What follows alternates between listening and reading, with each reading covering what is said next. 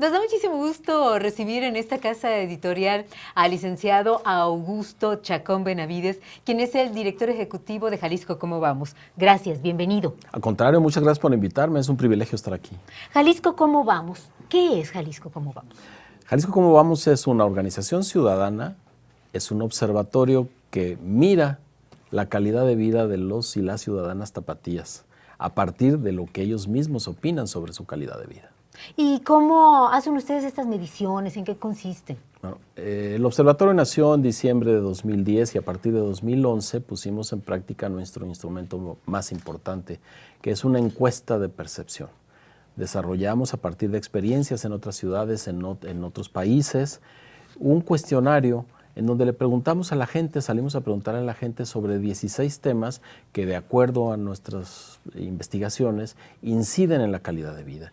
Temas como educación, seguridad, movilidad, gobierno, relaciones personales, desarrollo urbano, medios de comunicación, en fin, 16 temas que le preguntamos a las personas, hombres y mujeres, mayores de 18 años, debidamente estratificados, qué opinan al respecto. Y para hacerlo contratamos una empresa profesional de la Ciudad de México que desde el primer momento ganó un concurso para tener esta encuesta, se llama Data, Opinión Pública y Mercados, Data OPM, una empresa registrada, certificada, reconocida, que viene a Guadalajara una vez al año y aplica nuestro cuestionario.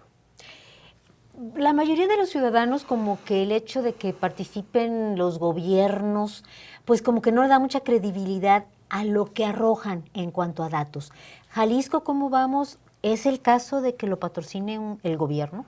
No, Jalisco ¿Cómo Vamos?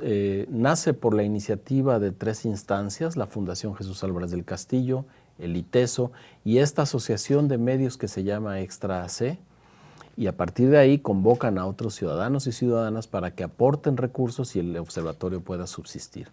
Por política de nuestra organización no aceptamos dinero del gobierno ni participamos en concursos por programas específicos, es decir, en ese sentido estamos libres de polvo y paja respecto a que pudiéramos tener una vinculación con el gobierno. Bien, ahora, ustedes hicieron una medición Sí. el año pasado. Así es. ¿Y qué datos arrojaron?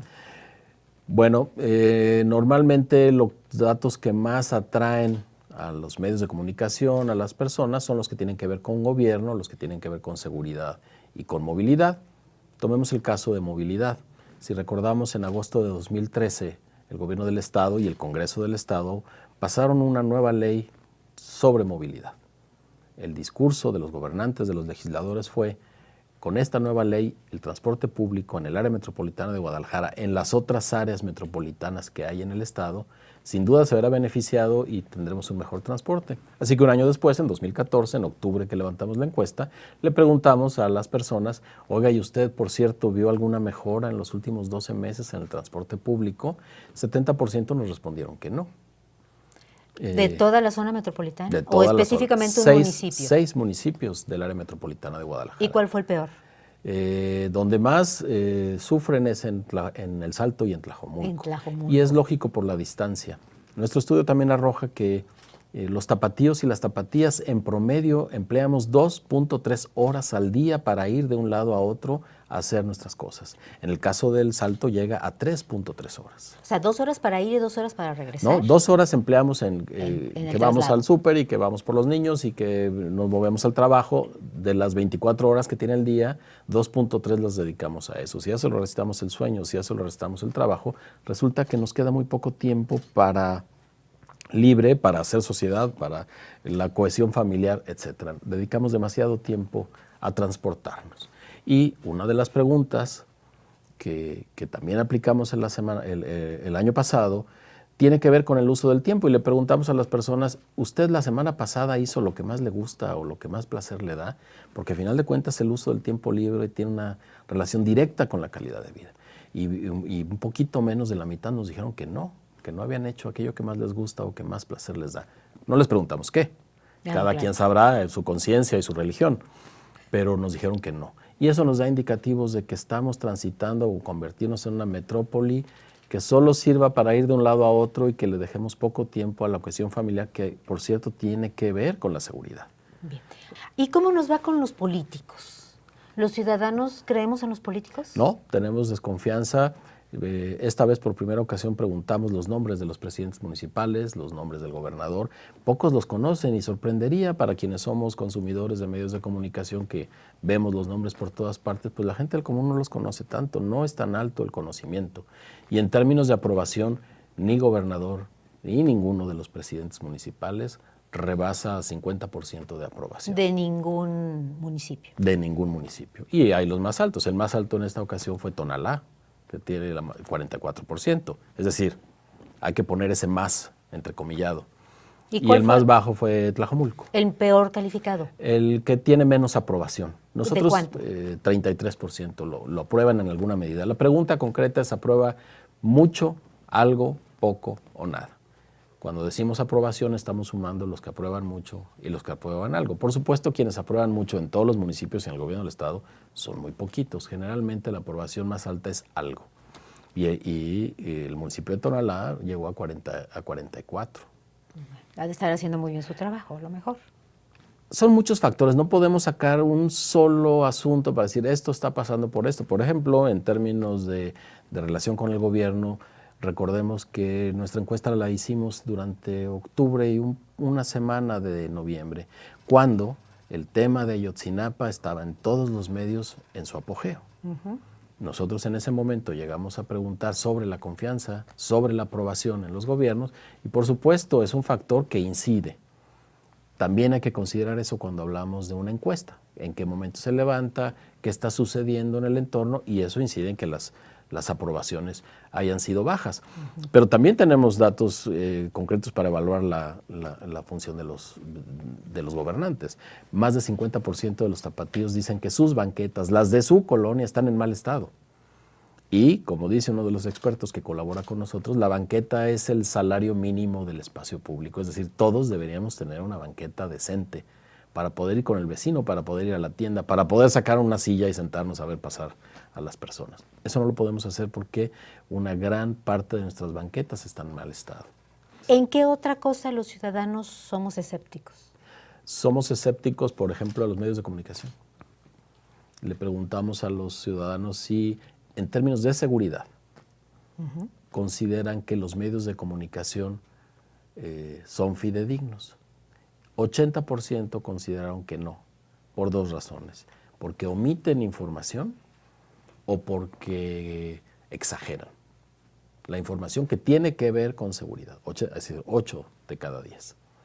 Es simple de analizar, o quizá uno de los factores que lo vuelvan simple es que si a nosotros nos preguntan eso, normalmente traemos a la mente algún suceso violento que vimos cerca y que no reflejaron los medios de comunicación, porque es imposible. Si yo salgo de mi casa, y creo que a todos nos sucede, y escucho balazos, al día siguiente busco el periódico y no veo que hubo una balacera, digo, me están engañando. No es necesariamente así. Pero a final de cuentas, este 80% prefigura una manera que tenemos de relación con los medios de comunicación, que los medios de comunicación y los mismos consumidores debemos afinar. Ya hablamos de lo que somos escépticos. Somos escépticos. Ahora, ¿en qué creemos? ¿A qué le tenemos fe? A la institución que más confianza le tenemos es a Sí. la iglesia. Y notamos en los tapatíos, porque se los preguntamos directamente, una satisfacción muy alta con su parte espiritual, porque se los preguntamos. Creemos en nuestros familiares y en nuestros amigos, nos producen felicidad y al mismo tiempo son relaciones que nos tienen muy satisfechos. Creemos en el ejército, esa es la segunda instancia que nos merece mucho más confianza. De ahí hacia abajo es alto el brinco, de 30% a 20%, que lo tiene la Comisión Estatal de Derechos Humanos, y de ese 20 baja hasta 6, 7, 8, 9, que son policías, jueces, en los que tampoco confiamos mucho, diputados. Un poco más de 9 de cada 10 no saben el nombre de su diputado, también se los preguntamos. Ahora, ¿somos felices? ¿Sí? ¿Y con tanta cosa somos felices? Somos felices. ¿Y por qué somos felices? Es un dato curioso. Si vemos la estadística completa, 89% nos dijeron que son felices, o mucho o algo felices. Uno podría decir, bueno, estamos a todo dar, ¿qué más necesitamos? La felicidad tiene componentes muy específicos. Si nos metemos un poco más a fondo en nuestra base de datos, nos daremos cuenta que el porcentaje de más felices está en quienes más dinero tienen. Los que tienen menos dinero están menos felices y menos satisfechos con muchas cosas de su vida y de los servicios públicos. Es decir, también ahí hay clases sociales. Pero a final de cuentas, no es correcto decir, bueno, si estamos tan amolados, ¿por qué somos felices? Porque sería ponerle clase social a la felicidad, volvernos clasistas. No tendríamos que pensar, habría gente que espera que los pobres sean infelices y no es así, porque medir la pobreza es una medición de carencias. Y creemos que esas carencias se convierten en el todo de nuestra vida. Nosotros que medimos calidad de vida, no medimos carencias, medimos lo que la gente sí tiene, en lo que sí confía, en dónde están atadas sus esperanzas. Y esa es la ventaja. Yo digo, bueno, cuando una persona a la que catalogamos de pobre porque tiene ciertas carencias que nosotros decidimos medir, le da un beso a su hijo, pues no está siendo pobre. O cuando decide prender la televisión para ver un partido de fútbol o una película con su familia o con sus amigos, no está siendo pobre. Sin embargo, y tiene ese espacio para ser feliz. Bien. Entonces no hay que desestimar la medición de la felicidad, pero tampoco es todo. Es decir, no podemos propiciar que los gobernantes digan, no, pues ya están bien felices, ya que más le movemos. No va por ahí. ¿Y todavía creen en las Chivas? Todavía.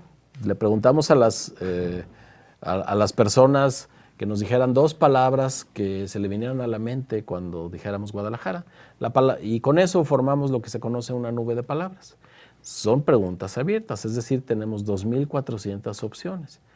El sistema lo que hace es asignarle un tamaño de letra según el número de menciones y la que sobresale es bonita. Guadalajara para los tapatíos sigue siendo bonita. Pero por ahí hubo 67 que yo no sé cómo se colaron, que dijeron que al decir Guadalajara piensan en Chivas. Así que es el único equipo de fútbol que llega a ese nivel. Entonces somos masoquistas. Sí, pues mencionar a las Chivas me parece uno de los extremos masoquistas a los que podemos llegar. Bien. Bueno, licenciado Augusto Chacón, le agradecemos muchísimo. Esperemos que la próxima medición salgamos mucho mejor. Por supuesto. En las instituciones.